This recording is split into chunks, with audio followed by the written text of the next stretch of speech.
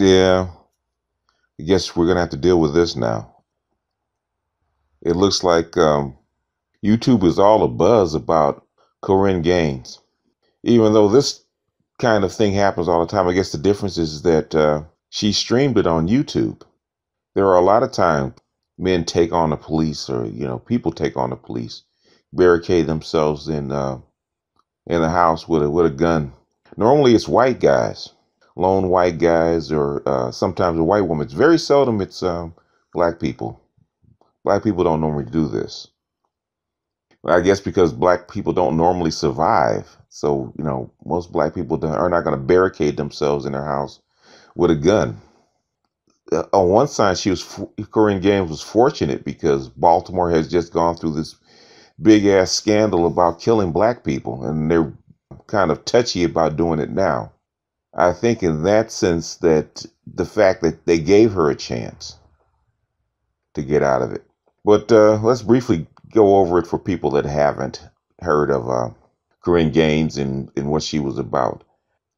Basically, she's been on that Moorish sovereignty kick, where she's a sovereign citizen in that white people, especially police, don't have an authority over. She's a free sovereign citizen. That's the reason she got pulled over numerous times about her car not having a license plate, which is a no-no in this police state we call America. While on principle I understand what she's talking about, I might agree with her, but in a practical matter, especially in this kind of atmosphere with the United States so weary about attack and revolution and whatnot, you don't want to make cops any jumpier than they already are. So after several times of her actually doing this kind of stuff, and one time her actually putting this out on the social media, she basically made herself a target. And when you make yourself a target by police, they normally come get you. So that's exactly what they did. They came to get her. And her boyfriend, who was supposed to be in court for abuse. In fact, second degree abuse on her, as a matter of fact. In other words, she put a case on him.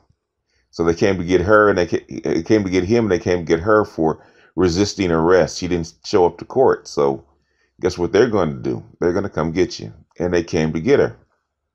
So they come to get her. They knock on the door, say it's police. They get a key. They open the door, and there she sits with her 5-year-old in her lap and a shotgun.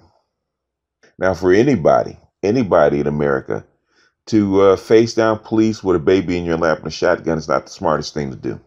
In any circumstance, probably anywhere in the world, it's not the smartest thing to do. But being in Baltimore, being black, and doing it, for the most part, that's downright suicidal. I guess they had pause because the last thing any cop wants to do is shoot a 5-year-old.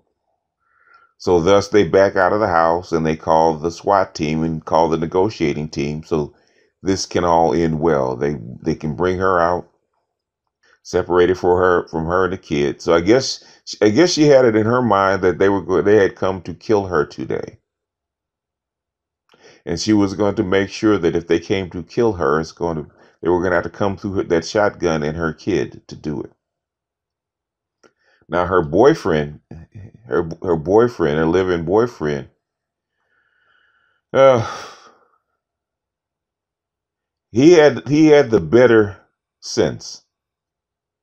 Being a black male, you know that this is not the time nor the place to die with 2 kids in the house. So he did the what they call the better part of valor. He retreated. He tried to get her to retreat. She wouldn't, so he took the 1-year-old and he tried to slip out of the house to protect the kid.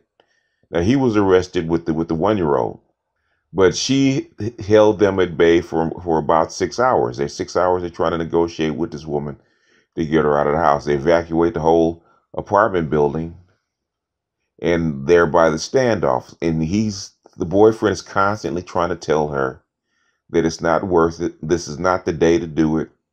And it's not worth your life to to make this particular stand. But you can't tell a person when it's their day to die. If they feel it's their day to die, they're going to do it. And after about 6 hours, guess what? They're coming in to get you. And they come in to get you, and you say, if you come in my house, you don't go away from my house, I'm going to kill you. People tend to take that seriously, especially when you point in a Mossberg at them. Mossberg shotguns ain't no joke. They don't call them damn things street sweepers for nothing. Mossbergs will put a hole in your yard wide. So you point a Mossberg at a twitchy cop, what is he going to do? He's going to shoot at you. He shot at her.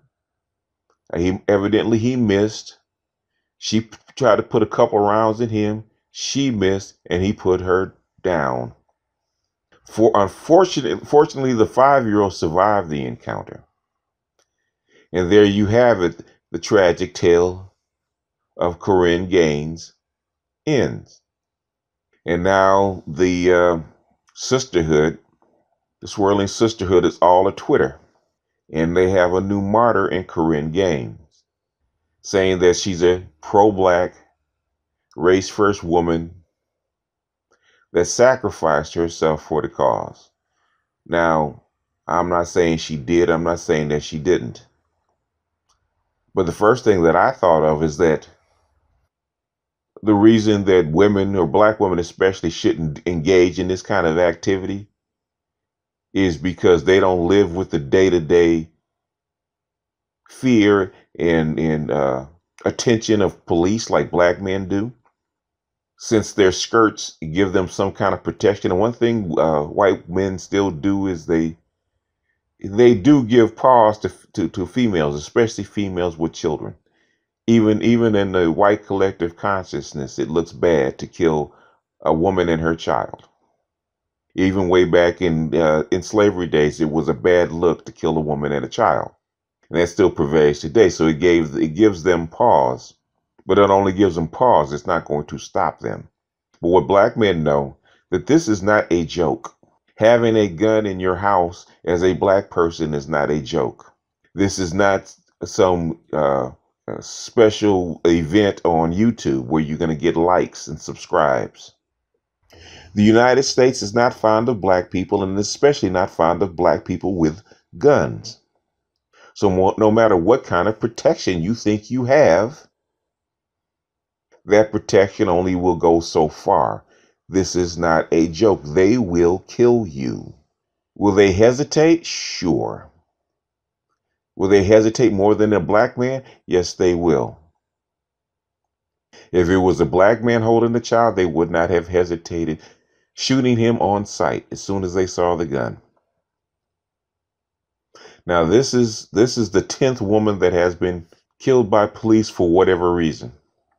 No man, I don't care how radical he is, will suggest that black women arm themselves and do this kind of thing. It's one thing to go to Black Lives Matter rally and protest and do sit-ins and get yourself put in plastic cups, hauled down to the station and bail yourself out within an hour. That's one thing. That's something that black men don't mind. We approve of that kind of stuff. You can do that if you so choose. But putting yourself in position to be hurt by doing this, and then if enough of you do it, it will put your sisters in position to be hurt. Because then police will no longer give pause. And instead of being gentle with you, while when putting you in cuffs, you're going to start getting sticks upside your head, just like men do, which is something men do not want. And for the Swirling Sisterhood, I have never seen any men asking black women to go out and protest or protect us. You can't do it anyway. I was watching that Baltimore tape that was, I guess it was about 3 or 4 years ago, where policemen were bound and determined to beat the hell out of some woman's boyfriend. Cop is confronting him, wanting to fight the guy. She's pulling her boyfriend away, and 4 cops follow him and her Even though she tried to shield him, they pulled her ass off and they beat the hell out of him anyway. It is what it is. No man is asking you to protect us. No one asked Korryn Gaines to protect us. I'm sure she wasn't trying to protect us. Just like any other human being that saw an injustice, she decided to do something for it. Maybe it was the right thing or the wrong thing, but she decided to do something about it. Whether it was race first or not race first, if a human being sees an injustice and they decided to do something about it, that's what they do. There's many a white person that did the same thing. It's not about race. It's about your society, and it's about injustice and what kind of society you want to live under. And I want to talk to the wig towels, the swirling sisterhood, or whatever you call yourself nowadays. With this idiotic bullshit you're talking about, I'm not out there marching to protect no black man because they call us hoes or bitches or whatever the title that you want to put on it now, or the title of this thing, protecting men who hate us. You're not protecting anything. Police kill the same number of men or black men every year, regardless of whether you march or you open your mouth or anything else. The same number of black men get beat up, whether you march or you protest or anything else. And for anybody that's out there, don't protest to protect anyone. You protest because you want to make a better society for yourself and for what you believe in. If you don't believe in it, don't have your ass out there, because you don't know what day something is going to go wrong or turn bad, and you're going to be in the middle of it. Every time you go up against those guns and protest against those people, it could be your day. Every time you do something, you go on a database and you do it enough times, it could be your day. This is not something to play with.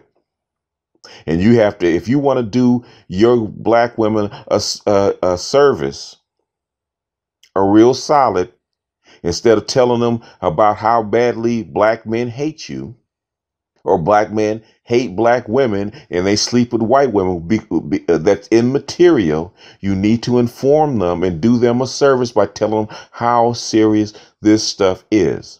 That going down to protest is not a game. It's not a game for black people. Sandra Bland thought it was a game to poke the bear. Poking the bear is not a good idea. This is a police state. The only way you have this much freedom and you can go, you can have your house not behind walls is because you have layers of police protecting it. And when that police state turns its eye on you and it has you in its crosshairs, you're not going to escape it. This is not a joke. And black women, especially young black women, have a tendency to think they're invulnerable, like this young lady did. I don't give a shit if you hate black men, you want to boycott black men, you want to divest yourself from the black community, you want to jump the fence and be with white men. If you're going to talk about this stuff, if you're going to protest this stuff, at least give good advice. Maybe they will listen to you because they're not listening to us. This is not a joke. If you are not serious about this work, if you're not serious about this country and your space in it, because you think that you can jump the fence and get out of the black community, because presto changeo, you said you're going to leave. You got to remember the black community is not a place. The black community is you and your black skin. And you carry the black community with you every place you go. You don't have to be a race first. You don't have to be a race last. In this country, what you do have to be is black, because you don't have that choice. So whoever you're following, whether they be Wigtow, whether they be the swirling queen herself, because I'm in LA, I know how it rolls. Okay. That bullshit she's telling you that you can leave the black community is just that bullshit. I've been in big white mega churches because my mother and my family tried to integrate. My mother had Bible study with 4 or 5 white women every month for about 15 years. At the end of the day, guess what? You are still black.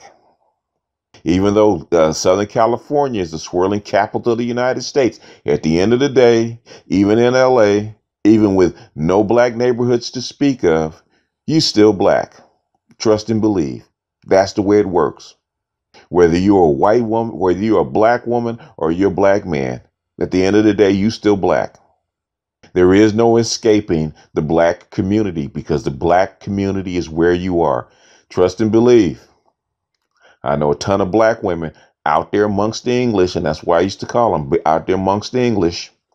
They roll their ass back to the black community where they feel comfortable for a very good reason. Because at the end of the day, you still black. And there's still certain sections of Southern California that you cannot roll into without a problem, even with your white husband. And your swirling camp is doing you a disservice by not letting you know that. This is not a joke.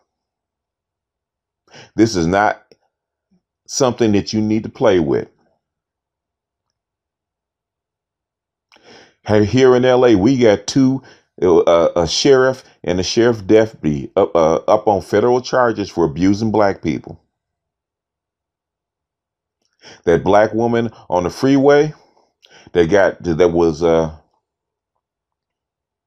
punched by that patrol officer. Guess where that was? Yes, it was right here in the swirling capital of the United States, Los Angeles. And there was a California Highway Patrol with his gloves on, beating the crap out of her. That's why you march, because that could be you. If you don't believe that could be you, stay your ass at home. Because, like I said, this is not a joke. This is not something to play with. Now, I'm going to make a part 2 about the history of being black in America. Not a full history, an overview, especially for you brick tiles and you swirlers that think history don't repeat itself or history doesn't apply to you. But it's often been said, those that fail to learn the lessons of history are doomed to repeat it. This is BGS out.